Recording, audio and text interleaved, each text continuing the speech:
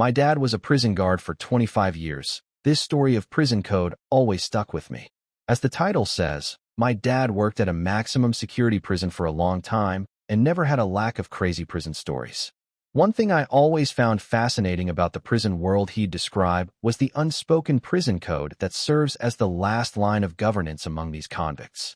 My dad would always say, there are a lot of heinous and vulgar things spoken in the halls of a prison, but there is one word that you don't say. One word in there can get you killed, quite literally. The word is snitch. While most people know the saying, snitches get stitches, I don't think the average person understands just how serious the matter is in the prison world. So allow me to help you understand. My dad said when he was a newer officer, he had a prisoner that would just give him hell every single day.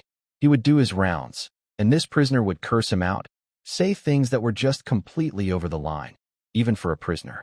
Imagine the worst things you could say about a person's family/kids. This person would not ease up, either. And my father grew frustrated with it. So, one day, he asked a more experienced officer for some advice. He asked him, "What do I do with this prisoner? I can't get him in line." The experienced officer responds, "If you really want to get a prisoner's attention, there is one trick that always works.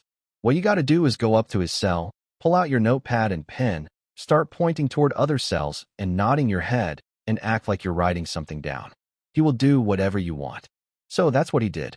He walked up to the prisoner's cell, and the prisoner instantly greeted him with extreme vulgarity, as he usually would. My father pulls out his notepad and pen, says, "Oh, really? Him?" And he points across the block to a random cell. He said the prisoner's face dropped instantly. The recognition of what was happening to him had set in.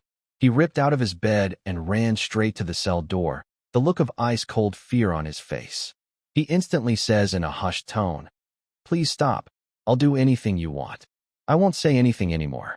Please stop. Please." From that day on, he never had one single issue with that prisoner.